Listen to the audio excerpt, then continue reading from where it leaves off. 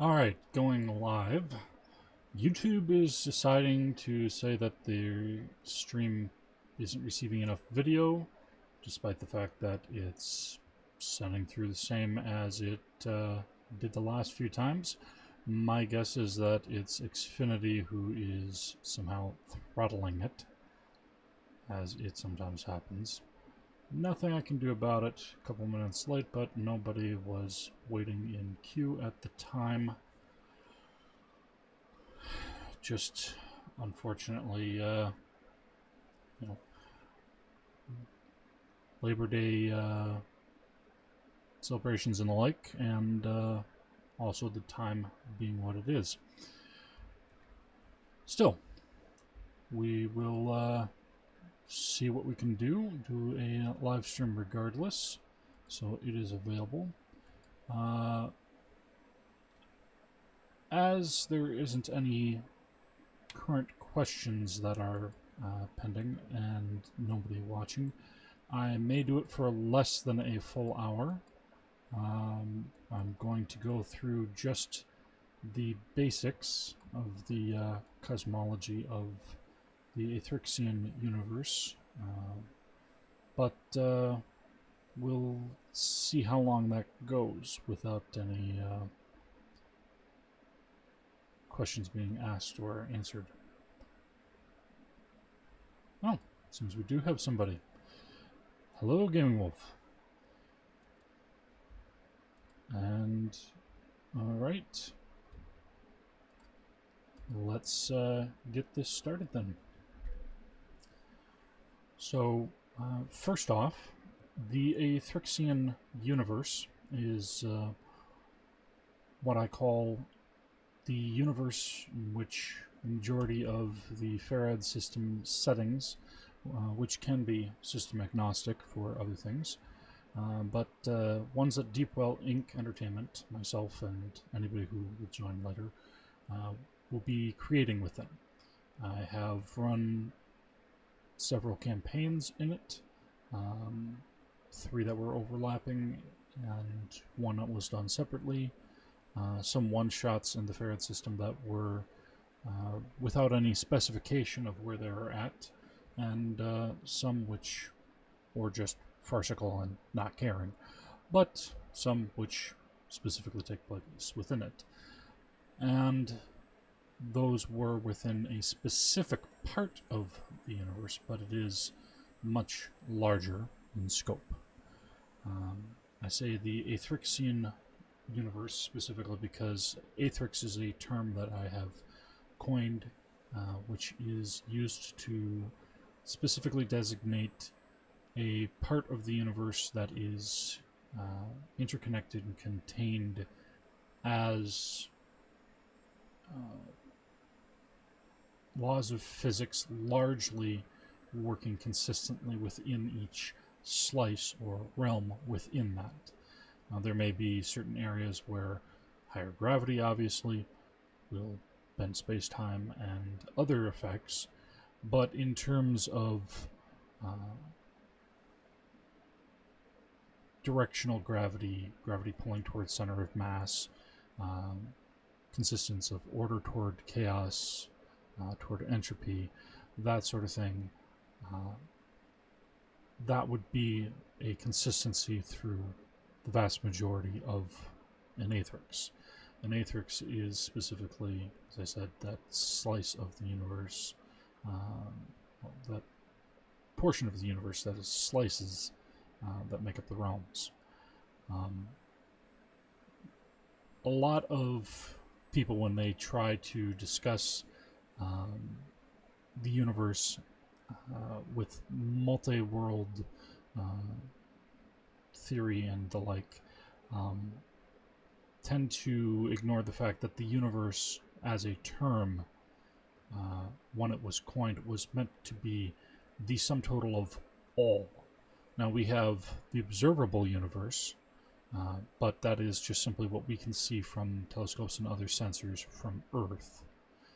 But even that only goes so far, and then what's theorized beyond it is beyond the observable universe, But when it comes to multiple worlds, infinite universe sort of deal,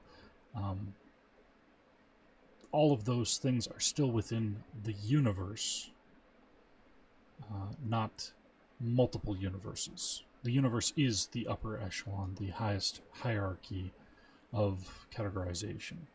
And to separate that out from how people think of multiple universes, I use the term Aethrix to specifically mean what one would classically think of as parallel universes and the like. They're spaced apart in space-time because in an infinite universe any possibility can happen, but they're not necessarily next to each other. A show like Sliders, for example, utilizes how different a lot of worlds are and how a lot of them are the same. It's not time travel, it's not travel outside the universe, it's travel to distances within the universe that have some similarities through, at least in the Sliders and a lot of other shows and other media, mathematical formulae or esoteric magical formulas, which help find those things that are similar enough to recognize them, similar laws of physics, etc. The Anelokah Aethrix is specifically what is the main Aethrix that a lot of the FARAD System settings are within. Not every one is within that specific Aethrix, but a lot of them are. Now, in terms of timelines, as time travel happened within some of the overlapping campaigns that I had within the first live streams done on the FARAD System during the third alpha, time travel is that every Aethrix vibrates in frequency. Schrodinger's cat, basically, that for every possibility there's probability of other things that happen within those same molecules, within those areas that are interconnected within the Aethrix. But there's enough distance between Aethrixes that one doesn't affect the other without travel from one to the other. If you happen to go from one Aethrix to another Aethrix that's similar, that's not time travel. Going back to your own Aethrix, nothing that you did in the other one would change that.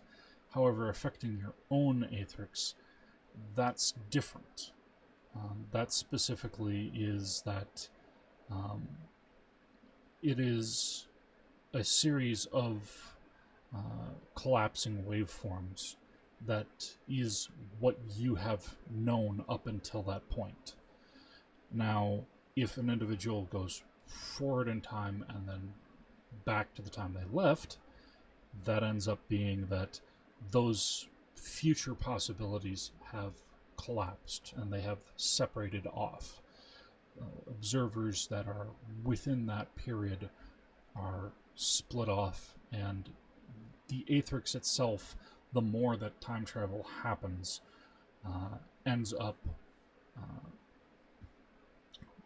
fracturing, fragmenting, and spinning off.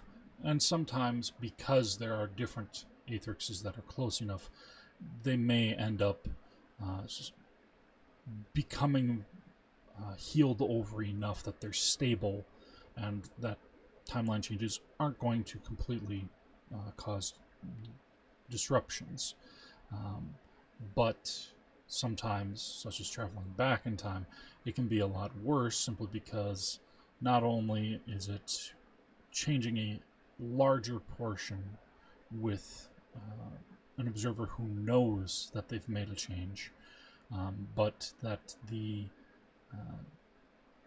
psychic residue of that individual's prior knowledge and their new knowledge from the observations causes a schism, and that can draw upon entities that are from outside the Aethrix that are in the expanse, which is the space between Aethrixes.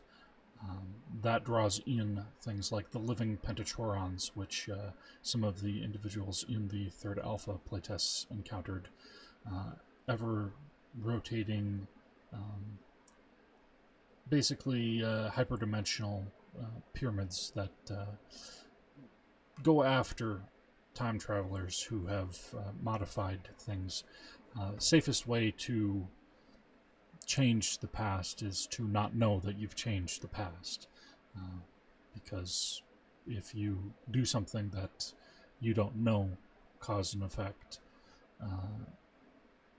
you're not going to have that difference occur.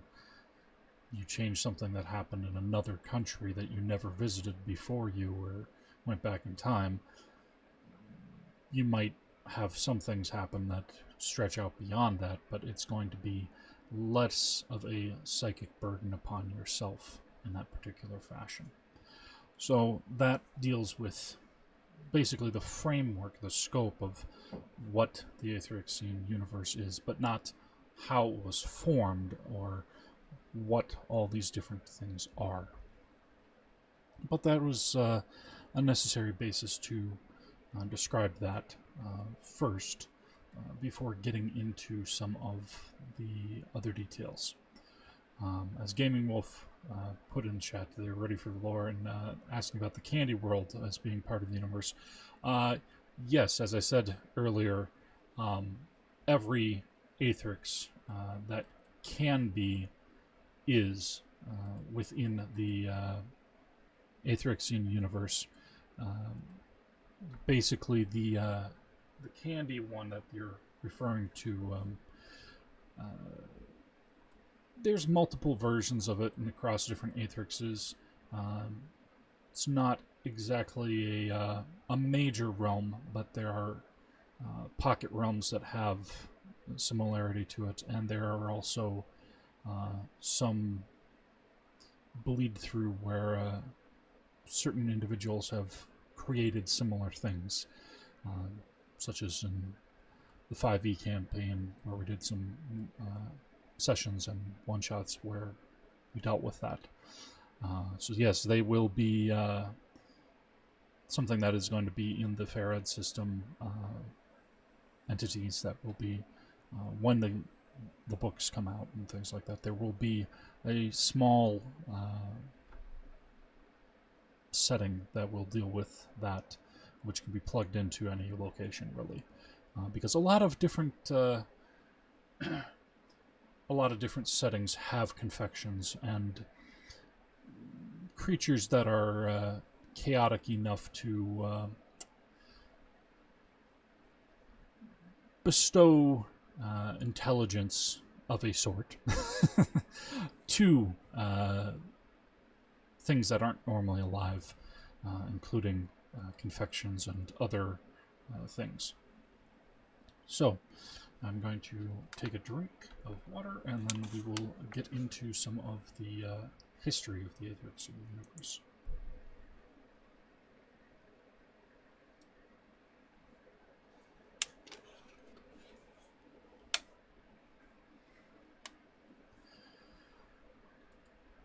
In the beginning, there was the nothing, the impossibility, the empty. The void did not exist, for there was no space, nor time, nor not from what Sophons might have thought of either. But, supposing there was, then for exponential billions of millennia, there was only the nothing, the impossibility, the empty.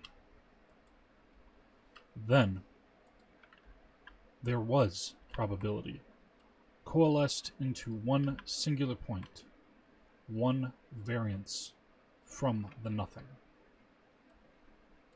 This point bifurcated into two, and the growing distance between them became the expanse.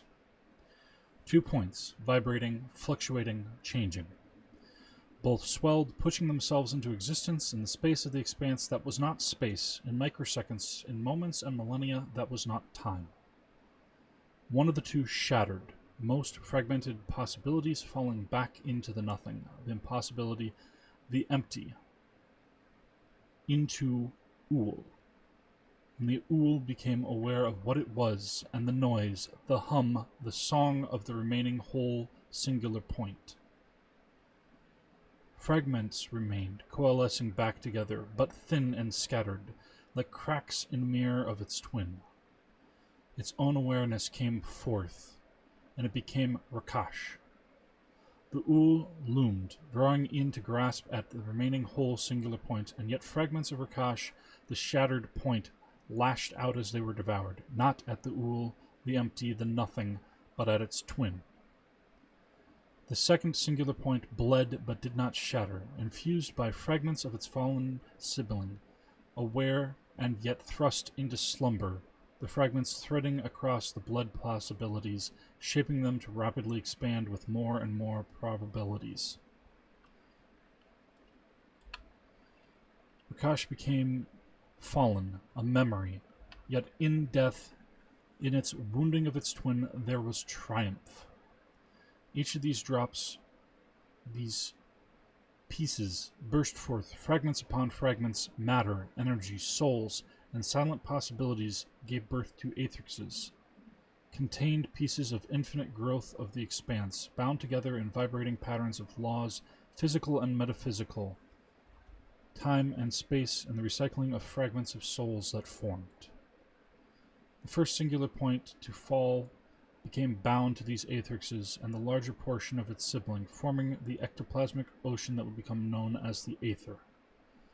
The bleeding second singular point was no longer one point, and yet the largest fragments pushed the reach of Ool away, anchoring and converting some of the aethrixes into skeins that protected them as they coalesced into the Somnium Bleed, birthplace of dreams and nightmares, death of fallen possibilities, and lullaby of all that was or could ever be, the nameless, the endless, nameless one. While the endless, nameless one remains slumbering, more aethrixes pour forth, matter, energy, and souls recycling within the aether, within the expanse. The infinite grows, and Ool grimly hunts to return all back to the nothing once more. As the endless, nameless one stirs, aethrixes are born and destroyed, and the endless death rattle lullaby of the first singular point puts the endless, nameless one back to slumber once more. But not all possibilities are so benign. Beings came into existence that sought to endure, to ensure they would not go back into Ool. Some of the vibrating aethrixes created paradoxes of their timelines, looping over themselves, and a portion of the endless, nameless one became an immune system to keep such destruction from waking them. Some fragments of the shattered aethrixes became twisted, warped into the Progrer, eternal matter that sought to consume energy and sate their curiosity through the creation of beings lesser than them and through eternal mutations. At nearly the same time, other fragments condensed, infinite energy that fed on matter, endless, hungry Adakria, seeking only to create more of themselves that they might speed up the destruction and hasten the death of the endless, nameless one, that Ool might silence their ache. While neither force could ever sate their urges, both recognized that neither could reach their opposing goals without cessation of the i.d. There could not be endless possibilities and utter silent nothing simultaneously.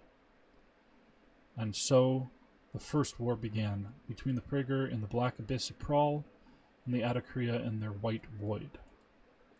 The two launched attacks upon each other, sometimes fragments of themselves falling off and into those first aethrixes as avatars, which could in turn create proxies to battle one another while seeking a way to rejoin their larger whole. This created the first Celestials from the Adakria and the first Fiends from the Prager. Stuck in a stalemate, the Prager created the first Fae, and the Adakria created the Bodil. Both convinced the other to expel the Avatars and to fortify the Aethrixes against the Prager and the Adakria, unable to stop the occasional Avatars from entering, but keeping the majority of the Aethrixes safe against them unless their skeins are weakened, such as by time travelers or other eccentric and dangerous madmen.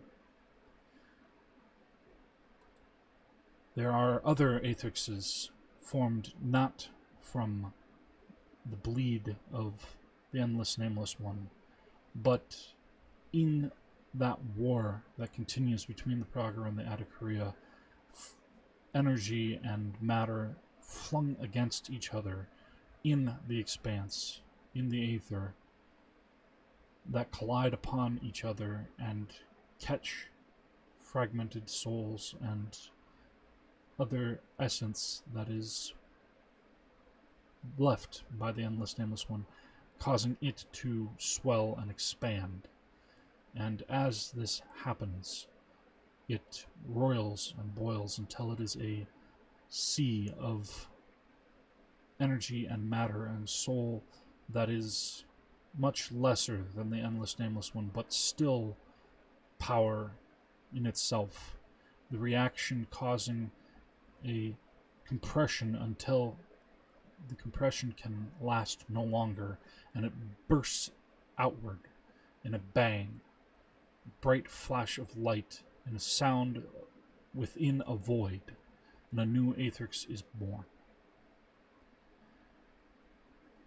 From these ancient, distant, forgotten Aethrixes, swallowed by Ul, as it chased after the Endless Nameless One and the remnants of Rakash that sought to keep it at bay, there came forth a creation,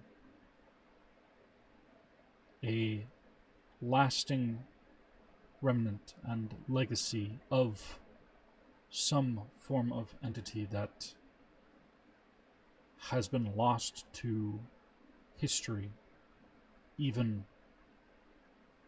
with such an infinite universe. Many artifacts have been scattered and sent out to other Aethrixes, but one continues that draws upon the death of Aethrixes in order to shelter and shuttle beings that survive near the end of their Aethrix, taking them in, gathering data through the duration of their Aethrix with the use of probes in order to help reconstruct and resettle survivors, rather than leaving them to the emptiness of the expanse and the mercy which does not exist for Ul. This structure, this remnant, is the last station. The last station has existed for longer than its memory banks can contain the data. Within the Anelokah Aethrix, in its beginning, the last station entered and deposited multiple species that had managed to survive long enough to find it at the end of their Aethrix. Through its logs, humanity and dragonkind knew that they had survived to find the last station across 7 and 5 prior Aethrixes. Some form of humanity endures and continues, and other species, even older, have perhaps survived and been deposited into Aethrixes further afield, but the last station did not keep records for such time. Other species, Gomegs, and several others, Vox, have records within the last station that they had been allowed to be carried forth. But all of these species, humanity and dragonkind and others, were kept within vessels that the last station created for them and sent out into the early universe, where they would orbit black holes, drawing power but causing relativity to allow the years and centuries and millennia and billions of years to pass until there was life, habitable worlds that could be seeded if there was not already something upon them. Worlds where probes could go out and terraform and evaluate whether or not any existing life should simply be culled and new life deposited, or whether or not it should be allowed to attempt to survive alongside what was deposited upon it. It is through this means that Lenida was eventually settled by both humanity and dragonkind, as it was the closest world that either ship could travel to on one of the multiple ships that left the last station containing their species. As they waged war upon each other, even in space, enemies from the past Aethrix and others before it, their vessels crashed into the surface, breaking up in the atmosphere, but yet whole enough for survival. And it is through this means that Lenida was first settled. Species that remained, species that came with humanity and dragonkind, species that were set there by probes to allow them to attempt to survive or not across millions and millions of years until the modern ecosystem of Lenida would be formed. Modern in a relative term, being still a few thousand years before humanity and dragonkind arrived on it. And the two would war, and the wars would continue across centuries, across thousands of years, until a point where the Foundation War occurred and put an end to that. But that will be a different video. That will be dealing specifically with Legends of Lenida. Meanwhile, another vessel had gone out with humanity in it, and it arrived on the fourth planet around a yellow star. And for a long while, this world continued to develop. Was not properly suitable on the surface, but there was ample means of life to find its way upon the underground caverns and chambers within it. And as this occurred, the third world was being prepared for it. The fourth world ended up encountering species that evolved within the Anelokah Aethrix. And some of them were hostile, and war was waged against them. The Vilvru sought to destroy humanity or to take it all as cattle, but humanity managed to fight them back to further depths of the fourth world until eventually they managed to seal them in and leave them to their death or slumber, whichever may occur.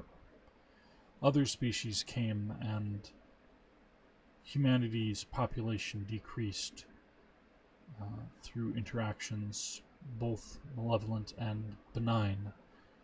One particular species having an extremely strong psychic emanation that came from them, and humanity in its form on the fourth world largely did not have defenses against it, and so a great number died from first contact. Some survived and went back with that species to their own world that humanity might recover, while others went on to the third world, which was not fully developed for them as it was intended to be before they would travel to it. But travel to it they did, and in vessels that were not designed for long-term quality to maintain itself.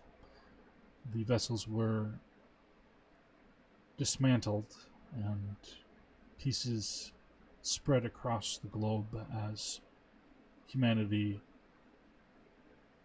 expanded and interbred with other species that evolved from their own genome, left there from the probe, and others that evolved upon the world, until the world eventually had civilization thousands and thousands and millions of years after humanity had reclaimed it. Its history upon the fourth world lost.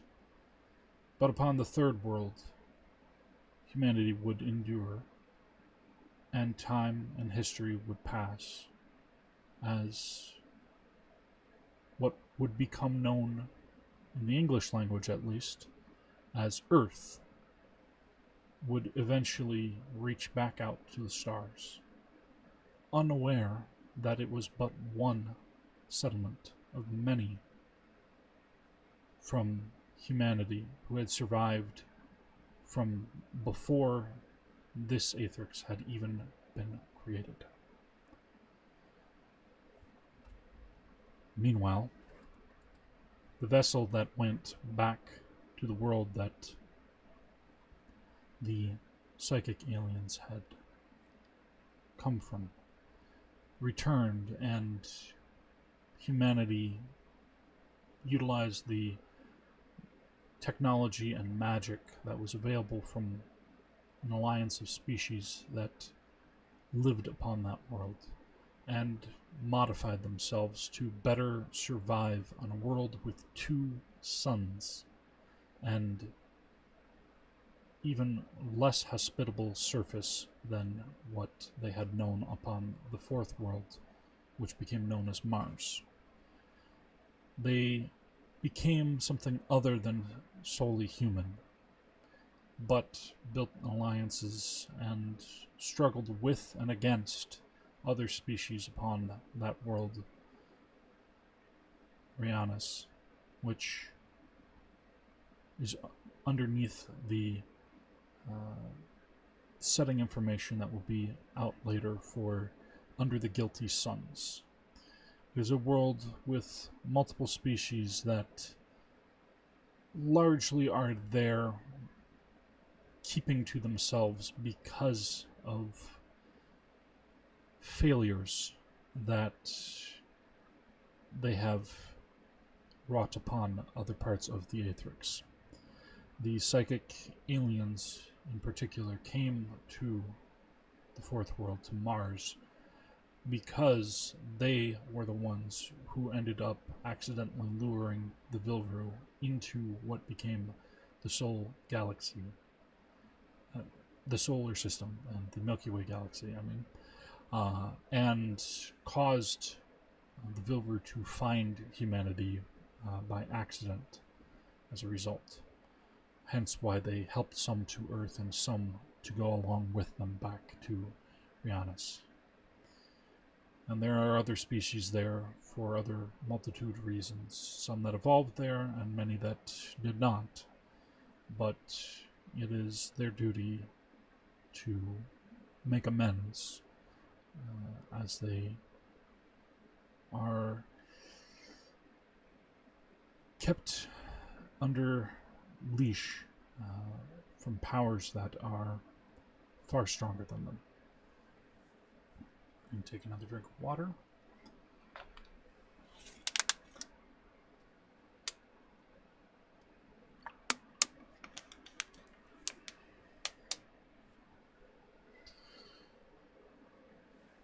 There are many powers within the Anelokah Aethrix and the Aethrixian Universe, some which have existed for a long time. The Bodal, which move and go into stars and into the cores of planets to absorb the wild magic that radiates off of both and to shift it more safely to allow life to flourish, that they may gain allies and the means of drawing on new memories and personalities that can help them reproduce, as they cannot do so without the aid of other beings. There are the first Fae and their descendants, who went to the realm of Tyre, where they would fade into history, but other species would come forth, those that were created by them and those that evolved separately. The pixies, the naiads, the gitward, the goblins, and the gnomes. The first celestials separated and went into two different realms of their creation. Many to the barren wastes of Thelatos, where they had ended up being hunted by the first celestials until their realm had become too hostile for the celestials to remain without aid. The other of the first fiends who left the war early enough and sought to separate themselves and not to continue war with the first celestials faded into obscurity as they went to the starry oceans of Quantel, a realm that underlies the primary realm that most are aware of. It is a means of traveling through slip space, as well as where the Kubi evolved, not descendants of the first fiends directly, but through interbreeding with other species and arcane experiments upon themselves to create descendant lines that stand very different from what the first fiends were originally. The first celestials went to two different locations. Some became guardians of the Ascended Isles of Surseki, where a avatar of a Prager and an avatar of a Atakriya became bound together, caught in eternal battle, in a raging storm that has energy that blasts outward and is a seat of power where many other entities draw upon that in order to improve themselves and to test those that they wish to see if they're worthy enough to elevate up to their level, their tier of power. Other first celestials went to the hallowed mists of Regsendi, and there is where most celestials and their descendants are found. There are other realms that exist. The White Void, home of the Atakriya, which is far above the Anelokah Aethrix and the Expanse. The Black Abyss of Prawl, which is far below, where the Prager reach out, watching the Aethrixes, learning, and occasionally interceding to create more interesting results to sate their curiosity. There's the Crystal Slumber of Faluk, home of the Bodal, where they utilize crystalline matrices to expand and create more of themselves through the use of other entities whose minds they draw upon with sacrifice of a period of time where they are in stasis within the crystal seed before being released. They are rewarded, but decades, if not centuries, may pass when this occurs. The endless labyrinth of Mazik is another realm whose creation is unknown. It is the home realm where the gargoyles originally came from, where mimics are found in doppelgangers. It is an endless shifting maze with artifacts that even higher powers study with curiosity, while other beings have given up on the notion of such clarity. The Silicon Fields were formed by several powers long ago, and it is the youngest of realms, but still expanding in its creation. It is made of techniques similar to how the Somnium Bleed and a few other realms, such as the Mirror Zone, were created, but it is the digital plane. The shifting sands of Janir is formed by the early Celestials and Infernals who left Regsendi and Thelatos to form one realm. It is a slow blending of those early species and others that evolved on it into new species. It is the home of the Deringin and the Venefica, among others. It is largely a massive desert with oases and other aspects spread out and scattered, floating islands where the Deringin call home. There is multiple pocket realms which are created in the Aether, and utilizing white matter or dark essence as a primary building material, though some pull material from the realms themselves in the process of their creation. Some are simple, just small domiciles that are separated from the primary realm or whichever realm they are created from, difficult to find and travel to without knowledge of how it was created and artifacts that connect it to them, anchoring it. Some are as simple as that. Others are more difficult, such as the Mirror Zone, which, like the Somnium Bleed, connects through to multiple realms. But unlike the Somnium Bleed, it doesn't connect outside the Anelokah Aethrix. It only connects within it. And it connects to mirrors and other reflections. It is the place where one may travel across vast differences in the realms and great difficulty to do so if one does not know how to travel instead of being trapped in it. It is where the most famous inhabitant is an insane human vampire known as Bloody Mary, who, within the 3 overlapping campaigns and the history of the Anelokah Aethrix, would ascend to become what is known as a Numina.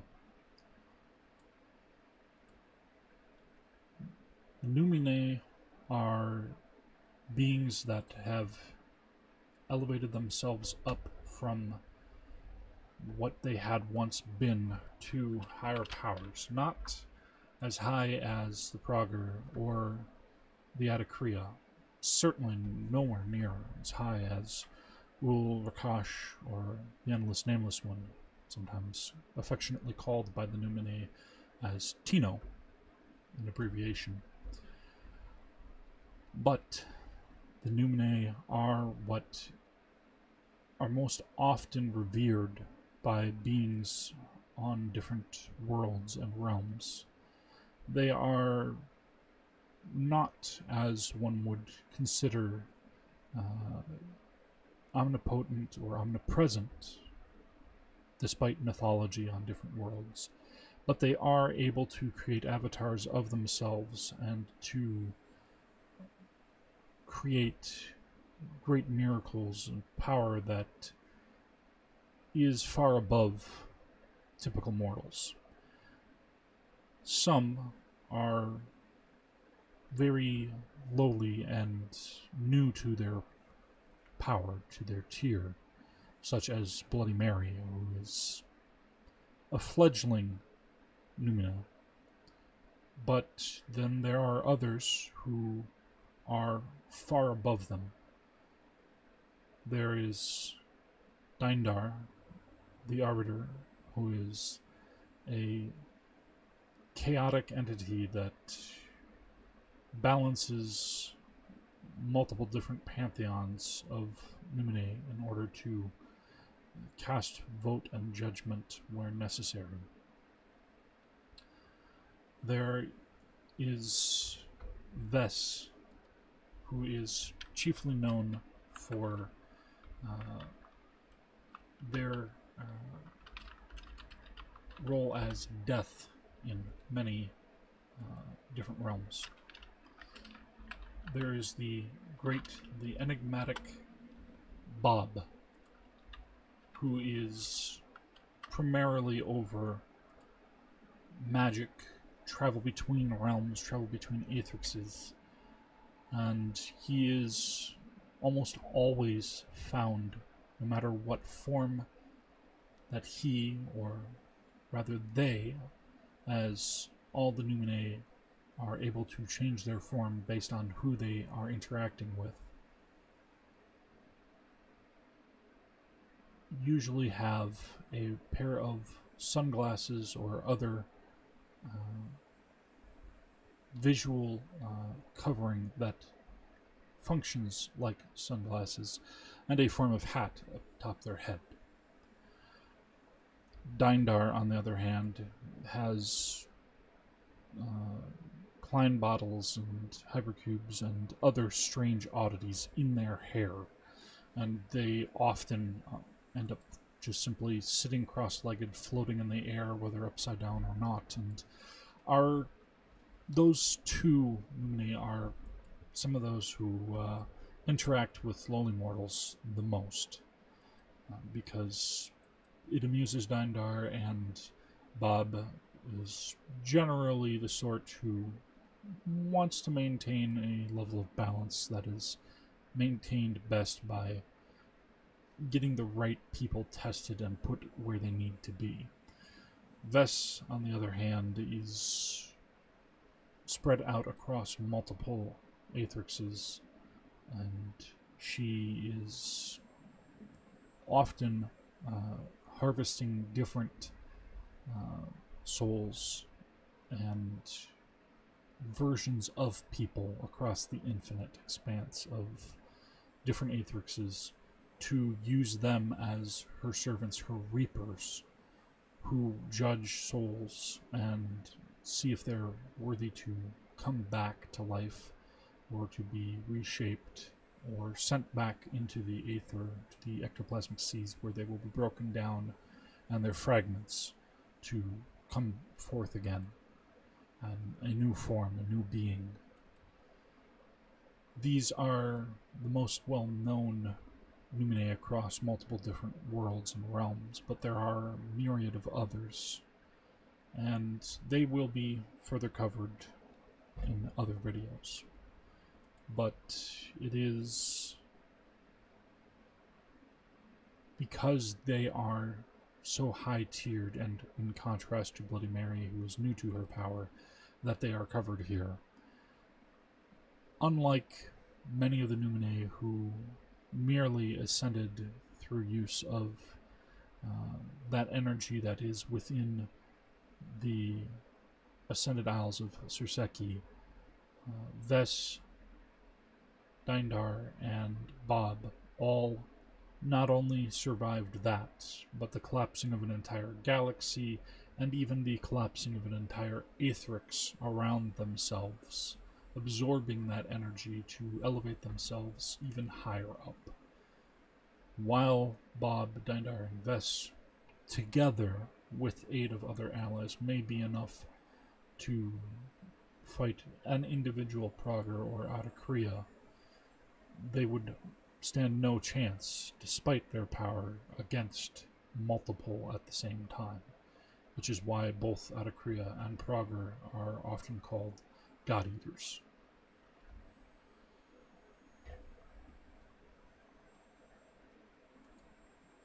Now, with that all said, the Anelokah Aethrix, as I said, is but one of many, and there are other settings that may take place outside of it, but the vast majority of settings will be within it. Legends of Lenida, Under the Guilty Suns, Edgewain, which takes place on Earth, and then there are other one-shots and other smaller settings that will either specifically be within it, such as Empires of Commerce, Confectionery Kingdoms, will have its own setting for that, in addition to the board game that will be developed. However, there are multiple different settings that will not specify where they are taking place, because such information doesn't really affect them as a whole. Chosen, specifically as a solo play adventure, is designed as such that while there may be elements that are present in Legends of Lenida, such as Chosen having diesel knights, which may be found on Lenida in the modern era, Chosen itself is not specifically in any Aethrix. It is more meant that anyone can, in laying the cards, create their own the lands, as it is called, for that setting, and see where the dynamic plot takes them. The Legends of Lenida and Under the Guilty Suns settings, on the other hand,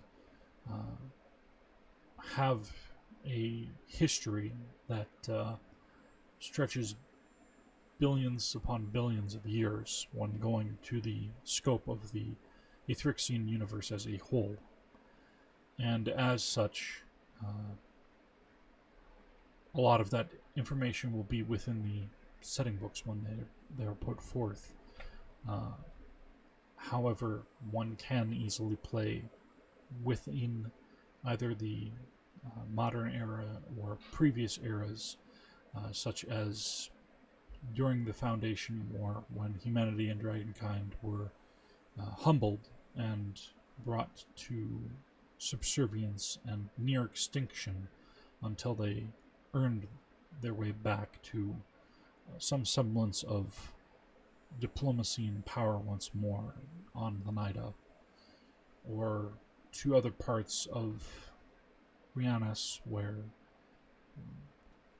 perhaps the first interaction with humanity arriving upon it after dealing with the psychic aliens that had unfortunately led the Vilver to their planet. And on Lenida, there are other different periods that could be explored, such as the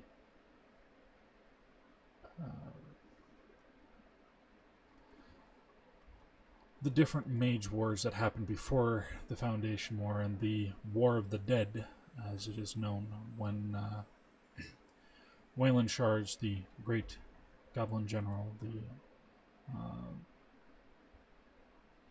Hobgoblin Lich, Bone Shaker, as he is known, the one who makes the bones sing, first came to power, and then several times throughout history has popped up here and again, including in some of the books that will be written eventually, possibly even his own, but also showing up in the 3 overlapping campaigns and in the modern settings as individual who can be encountered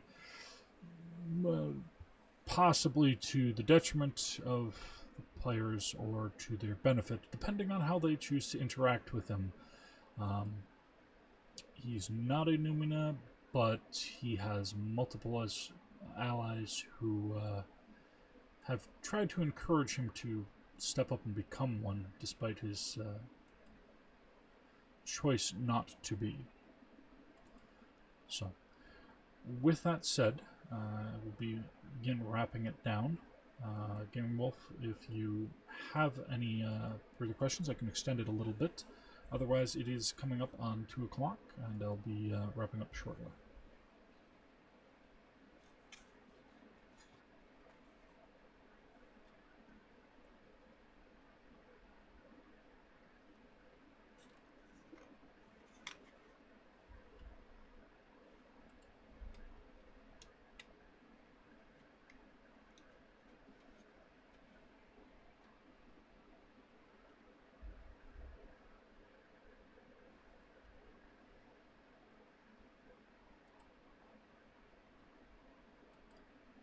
Alright, well, thank you for stopping in, Gaming Wolf, and thank you anybody who watches this at a later point.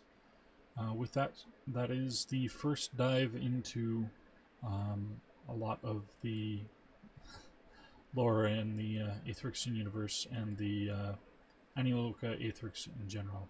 And thanks for the little joke there, Gaming Wolf. No final exam. Thanks for the compliment and the joke, though. And there'll be more to come at a later point.